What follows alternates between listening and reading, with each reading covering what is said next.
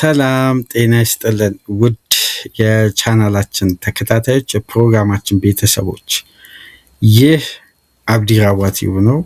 ፕሮግራማችንን ላይክ በማድረግ እንድጀምሩ። ላይክ ስታደርጉ የዚህም ፕሮግራም ተደራሽነት ተደማጭነት በርካታ የእግር ኳስ ቤተሰቦች ጋር ተደራሽ ስለሚሆን ላይካችሁ ይጠቅመናል። ላይክ እያደረጋችሁ እንድታደምጡን፣ አዲስ ከሆናችሁ ቻናላችንን ሰብስክራይብ በማድረግ የደወል ምልክቷን በመጫን ለቻናላችን ቤተሰብ እንድትሆኑ የደወል ምልክቷን ተጭናችሁ እንድትቀላቀሉ፣ ይህንን ፕሮግራም ከሀገር ውጭ የምታደምጡ በሱፐር ስቲከር፣ ሱፐር ቻት፣ ሱፐር ታንክስ ድጋፋችሁን ለቻናላችን እንድትለግሱ በአክብሮት እየጋበዝን አራተኛው ክፍል ፕሮግራማችን የዝውውር አፕዴት የሚሆነው በቀጥታ ወደ ማንቸስተር እዛው ቆይታ እናደርግና ወደ ሲቲዘንስ የምንጓዝ ይሆናል።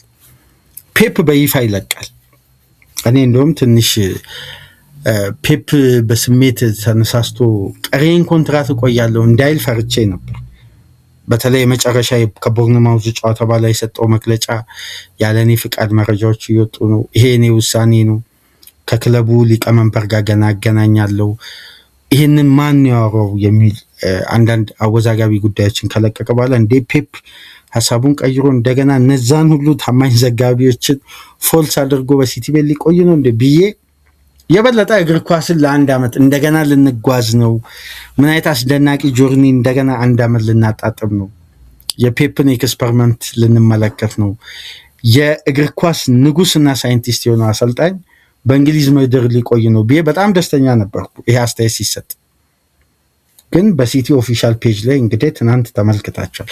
የስንብቱ ቪዲዮ፣ የመጨረሻ ፌርዌሉ ከመጣበት ጊዜ አንስቶ እስከ ማብቂያው ድረስ ያለውን ጉዳይ ተገለጸ። በቅርብ ጊዜ ውስጥ ከአይምሮ የማይጠፉ እግር ኳስ ውስጥ አሳዛኝና ከስክሪናችን ላይ ልናጣቸው የማንፈልጋቸው ታላላቅ አሰልጣኞች፣ ከዋክብቶች እንግዲህ ያለፉትን 10 ዓመት በፉክክራቸው ባላቸው አቅም እየተመለከትን ስንዝናና የቆየንባቸው ተጫዋቾችና ሌጀንድ አሰልጣኞች የለቀቁ። ክሎፕ ከሊቨርፑል ለቀቁ። አሁን ፔፕ ይለቃል። ተመልከቱ። የሁለቱ ኢራ በቃ ማብቃቱን ነው የምትመለከቱት። ሌላኛው ዲብሮይነ ለቀዋል። ሳላ ዘንድሮ ይለቃል። ኢራው በቃ ከተማ። አሁን አዲስ ኢራ ነው የምናፍቀው። ምን አይነት አስደናቂ ጆርኒ እንደሆነ 199 98 97 በእነዚህ ሁለት ክለቦች መካከል የተመዘገበ ነጥብ ነው። በ6 ዓመት ውስጥ 100 ነጥብ ሲቲ፣ 99 ሊቨርፑል፣ 98 ሲቲ፣ 97 ሊቨርፑል። የእንግሊዝ ምድር እንዲህ አይነት ተፎካካሪነት ዳግም ታገኛለች ብዬ በነገራችን ላይ አላስብም። በዚህ ሃይ ስታንዳርድ ኳሊቲ ፉትቦል ደጋፊው የተዝናና ፉክክሩ ምን ያክል በአማረ ሁኔታ ይሄ ኢንድ ኦፍ ዘ ኢራን በጣም ያሳዝናል። እና ዛሬ ላይ ሽግግር ውስጥ ከገቡ ክለቦች መካከል አንዱ ማንቸስተር ሲቲ ነው። እንደምታውቁት ከኋላ መስመር ጆን ስቶንስ ይለቃል። አማካይ ላይ የክለቡ የጀርባ አጥንት፣ የልብ ምት፣ የፔፕ ጋርዲዮላ ድክመት የሆነው በርናንዶ ሲልቫ ይለቃል። የሮድሪም ጉዳይ ድጋሚ ጥያቄዎች ተጀምረዋል። ስለዚህ ሲቲ ጥገናዊ ለውጡን ያሰፋል። ምክንያቱም የነዚህ ተጫዋቾች አገልግሎት የአንድ ተጫዋች አገልግሎት አይደለም። ፔፕ አንድ ተጫዋች ሜዳው ሲያስገባ እኮ አድማጮች በጣም የምትገረሙት አይ አንተ 8 ቁጥር ነህ በቃ 8 ቁጥር ነህ ተብሎ አይገደብም። አንድ ተጫዋች እንደ 4 ተጫዋች አገልግሎት ይሰጣል።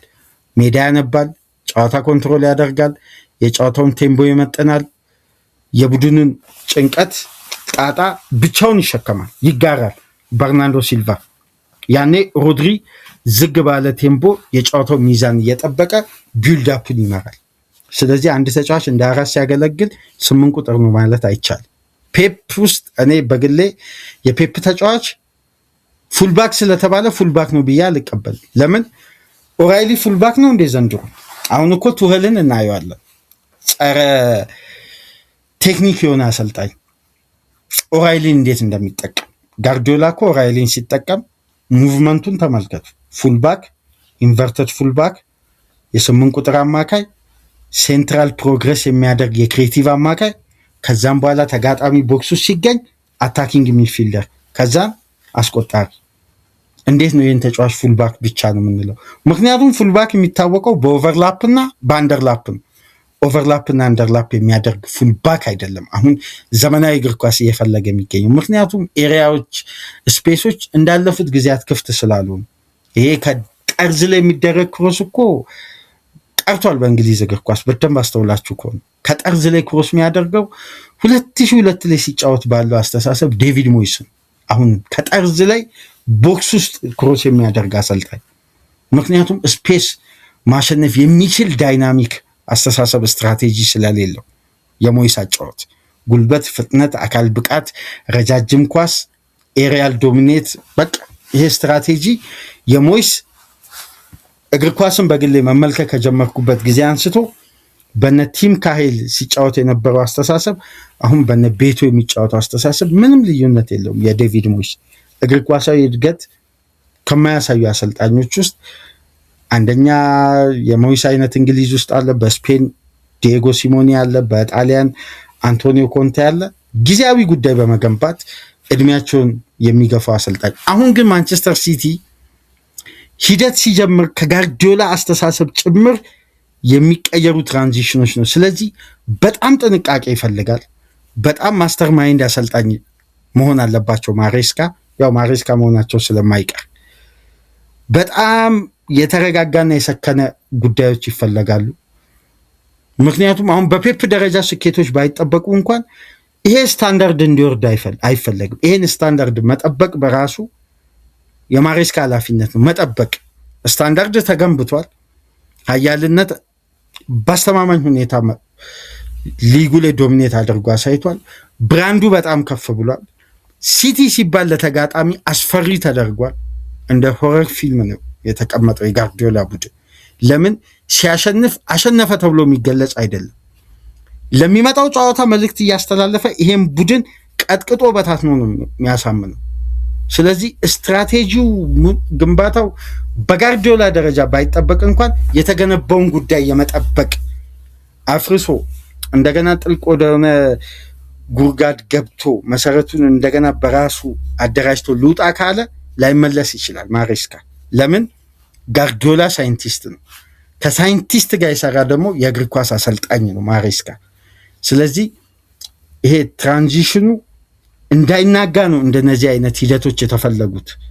ኤክስፒሪየንስ ወይም የሲቲ ዋናው ቤዝመንት እንዳይንገዳገድ ተደርጎ በአስተማማኝ ኮንክሪት የተሰራው ከ2019 እስከ 2022 ስለሆነ በነዚህ ከ2018 እስከ 2022 ስለሆነ በነዚህ ዓመታት ከነበሩ አሰልጣኞች ውስጥ አንዱ ማሬስካ ነው፣ ሌላኛው አርቴታ ነው።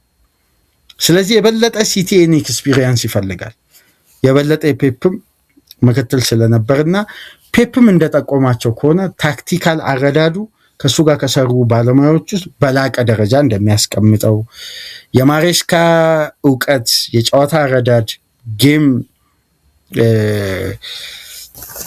አናላይዝ የማድረግ ጥንካሬውን ከግምት ውስጥ በማስገባትም የጋርዲዮላም ጥቆማ ነው። በነገራችን ላይ የማሬስካ ቅጥር በጣም እኮ የሚያስደንቃችሁ ክሎፕና ጋርዲዮላን ሁሌ ማደንቅበት ዋነኛ ምክንያት ቡድን ገለው አልሄዱም። የኔ ታሪክ አይሰበር፣ የኔ ታሪክ ድጋሚ የትኛውም አሰልጣኝ አይስራ የሚል ሁኔታ አይደለም ጥለው የሚሄዱት።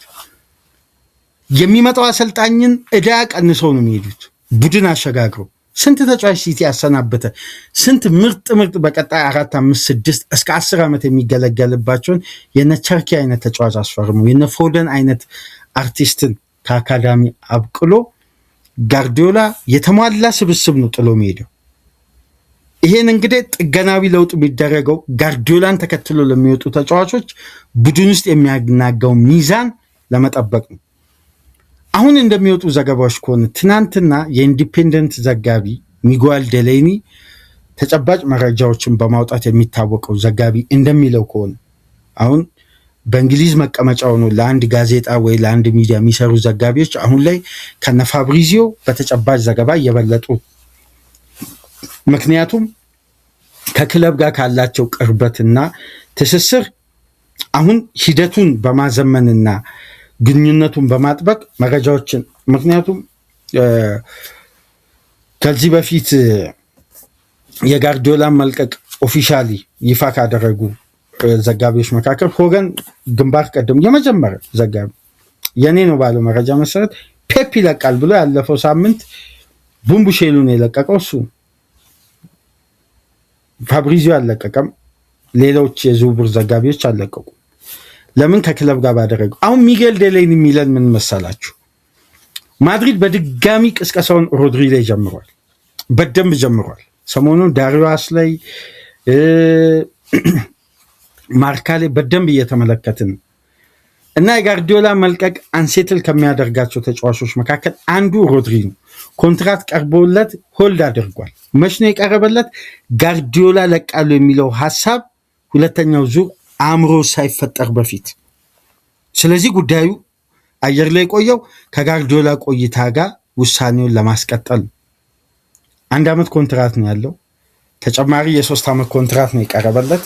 ማድሪድ እኔ 4 ዓመት እሰጥሃለሁ ነው የሚለው እና አሁን ሲቲዎች ጋርዲዮላ ባለው አንዲትም እርምጃ ሳይወጡ ለጋርዲዮላ መደላደል በመፍጠራቸው ነው ስኬትም ውጤትም ትርፋማነትም ስኬት በስኬት አድርጎ በ10 ዓመት ውስጥ 20 ዋንጫ አመጣ። አሁን እንደዛ አይነት ጉዳዮችን ለማስተናገድ የመጣው አሰልጣኝ ኤክስፒሪየንስ እና የጋርዲዮላ ኤክስፒሪየንስ ያለውን ልዩነት ታውቃላችሁ። ስለዚህ ሮድሪን ማቆየት መታገስ በፔፕ ያጫወት ሲስተም ነው። ግን ለሚመጣው አሰልጣኝ ደግሞ የሚተካው ተጫዋች ወይም ሮድሪ የመልቀቅ አዝማሚያ እያሳየ ነው የሚለው ሚጌል ዴሌይን። ኮንትራቱን ዝም ብሏል። የፔፕን ውሳኔ ጠብቋል። ሁኔታዎችን ዳርዳር እያለ ነው። ስለዚህ ከወዲሁ ሲቲ መዘጋጀት ስላለበት ከማሬስካ ጋር መጀመሪያ ሂጎ ቪዬና ባደረገው ቆይታ ይሄ የሮድሪ ቆይታ ጥያቄ ውስጥ የሚገባ ከሆነ ማሬስካ በቀጥታ የቼልሲውን አማካይ ኤንዞ ፈርናንዴዝን ለዚህ ተጫዋች ተተኪነት ቦታ በቦታ አይደለም ስኳድ ተተኪነት ተቀዳሚ ተጫዋች አድርጓል። በተጨማሪም የኤንዞ ፈርናንዴዝ መምጣት ወይም ኤንዞ ፈርናንዴዝን ለማስፈረም በቀጣይ የዝውውር መስኮት ቼልሲ ገፍቶ ሊሄድ የሚችልበት ዋነኛ ምክንያት አሁን ሚጌል ዴሌይን የሚለው የሮድሪ ሁኔታ ስላላማራቸው ኤንዞ ፈርናንዴዝ የመምጣት ነው። የበለጠ ግን የበርናንዶ ሲልቫን ተተኪነትን ያታሰበ ነው የሚለው። አሁን ሁለት ጉዳይ ከዚህ ጋር በተያያዘ የሮድሪ ተተኪ በቦታ ለቦታ ቀጥታ ሊሆን የሚችለው ሲቲ ከወዲሁ የሮድሪን ሽግግር የጀመረው በኤሌት አንደርሰን ነው።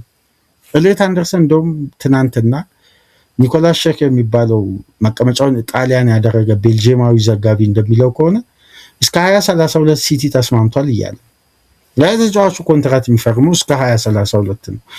ዓለም ዋንጫ ሳይጀምር የተጫዋቹን ይፋዊ ዓለም ዋንጫ ከጀመረ በኋላ ብዙም ሳንጓዝ ይፋዊ ስምምነትና ፊርማን በቀጥታ እናረጋግጣለን። ኤሌት አንደርሰን ያለምንም ጥርጥር የማንቸስተር ሲቲ ንብረት ሆኗል። ኦልሞስት ኦፊሻል ኮንፈርሜሽኖችና ሂደቶችን ለማካሄድ ጁን 15 ይጠበቅ እንጂ የኤሌት አንደርሰን ጉዳይ በየትኛውም ክለብ ሃይጃክ አይሆንም። በየትኛውም ክለብ ዝውውሩ ጣልቃ ገብነት አይደናቀፍም። የሲቲ ንብረት ሆኗል ብሎ በጣም እርግጠኛ ሆኖ እየዘገበ ነው የሚገኘው። እንግዲህ የራሱ የሆነ ሶርስ ቢኖረው። ስለዚህ አሁን ተጨማሪ ኤንዞ ፈርናንዴዝን ለማምጣት ሲቲ ማሰብ የጀመረው በማሬስካ ጥቆማ በሂጎ ቪዬና የበሰለ ምልመላ ታሳቢ ተደርጎ እንዲሁም በተጨማሪ ምናልባት እንደ ዘገባዎች ሁኔታ ከሆነ ቲጃኒ ራይንደርስ ጋርዲዮላ በጠበቀው ደረጃ አልሆነለት። ስለዚህ ቀጣይ ከሚሸጋገረው ስብስብ አካል ነው ተብሎ በፕሮጀክቱ ብዙም እየታሰበ አይደለም። አርሴናል አሁን ላይ የቲጃኒ ራይንደርስ ፈላጊ ሆኗል። ሌሎች ክለቦችን ጨምሮ ወደ ስፔን እና አትሌቲኮ ማድሪድ ወደ ሴሪያ እና ኢንተር ሚላንም የቀድሞ ክለቡ ኤሲ ሚላን መልሶ ለማምጣት እና ቲጃኒ ራይንደርስ ይቆያል የሚለውን ጉዳይ ጥያቄ ውስጥ ገብቷል። ከ1 ዓመት በላይ ይቆያል የሚሉ እንትኖች የሉም። ስለዚህ የኤንዞ ፈርናንዴዝ አይነት ፊርማን ሲቲዎች ፈልገዋል። የፈለጉት ደግሞ በማሬስካ ጥቆማ ነው። የበለጠ ኤሌት አንደርሰንና ኤንዞ ፈርናንዴዝ ማምጣት የበርናንዶ ሲልቫንና የሮድሪን ተተኪነት በአሁን በሊጉ ባለበት ስታንዳርድ አዳፕት ያደረጉ ጥሩ በየቡድናቸው እየሰሩ የሚገኙ የበለጠ እድሜያቸው ገና የሆኑና ረጅም ዓመታት የሚያገለግሉ ምርጥ አማካዮች ተደርገው ይወሰዳል። ግን ማንቸስተር ሲቲ ራሱ ሮድሪን አቶ ኤንዞ ፈርናንዴዝን በማድሪድ ሊነጠቅ የሚችልበትን እድል እንዳለ እዚህ ጋር ዘገባው ላይ አካቷል። ምክንያቱም ተጫዋቹ ከማድሪድ ጥያቄ ይጠባበቃል። ይሄ ያለፈው የኢንተርናሽናል ብሬክ ያስነሳውን ውዝግብና ጭቅጭቅ ታስታውሳላችሁ። ተጫዋቹ ማድሪድን እንደ ቦነስ አይረስ ነው የምመለከተው ብሎ መግለጫ ከሰጠ በኋላ ጉዳዮች ሁሉ ለኤንዞ ፈርናንዴስ ከባድ ሆነው በአሰልጣኝ ሊያም ሮሲኒየርም እንደተቀጣ ታስታውሳላችሁ። ስለዚህ አሁን እንደነዚህ አይነት ከበድ ያሉ መረጃዎች ከታማኝ ዘጋቢዎች እየወጡ ነው። ሲቲ ቀጣይ አማካኝ ክፍል ጥምረት ኤሌት አንደርሰን ከኤንዞ ፈርናንዴዝ ጋር ማጣመር ትልቅ ፕላን አድርጓል። በርናንዶ ሲልቫን እና ሮድሪን የመተካት ምክንያቱም የሮድሪ አዝማሚያ የመልቀቅ ሁኔታ ኮንትራቱ ላይ ውሳኔ አለማስተላለፍ ዳርዳር የማለት ሁኔታ ስለተስተዋለ ኤሌት አንደርሰንን በፍጥነት ማጠናቀቅ ላዩ ላይ ፈርናንዴዝን ማምጣት ኤንዞ ፈርናንዴዝን ማምጣት አሁን ላይ ለሚፈጠሩ ክፍተቶች በቂና ከበቂ በላይ እልባቶች ናቸው ብሎ ሂጎቬናና ማሬስካ እንዳመኑ ዘገባዎች እየወጡ ይሄ ጉዳይ ከተሳካ አስደናቂ ጥምረት ይሆናል ብላችሁ ታስባላችሁ? እስቲ ያላችሁን ሀሳብ አስተያየት በኮሜንት መስጫ አስቀምጡ። ኤሌት አንደርሰን ግን በሲቲዘንስ ማለያ ቀጣይ ዓመት የመመልከታችን እድል አሁን ላይ ዝውውሩ ተነጥቆ ወደ ሌላኛው ተቀናቃኝ ክለብ ማንቸስተር ዩናይትድ ይዘዋወራል የሚለው ጉዳይ አሁን ላይ ከጊዜ ወደ ጊዜ እያከተመ የመጣ ይመስላል። በውሃ ሰማያዊዎቹ መለያ ኤሌት አንደርሰንን መመልከታችን የማይቀር ይመስላል። በአራት ፕሮግራም ዕለተ ቅዳሜን ከእናንተ ጋር ቆይታ አደረግን። በሊቨርፑል፣ በአርሴናል፣ በማንቸስተር ዩናይትድ ከዛም በማንቸስተር ሲቲ ፕሮግራሞች አጫጭር ስለሆኑ አድምጧቸው። ጊዜና ሰዓት መርጣችሁ ላይክ አድርጉ፣ ሰብስክራይብ አድርጉ፣ በሱፐር ስቲከር፣ በሱፐር ቻት፣ በሱፐር ታንክስ ድጋፍ አድርጉ። ዕለተ ቅዳሜ በአጠቃላይ ሌተስት አፕዴት የዝውውር መረጃዎች ላይ አተኮርን። ይህን ይመስል ነበር። ሰላም ቆዩ።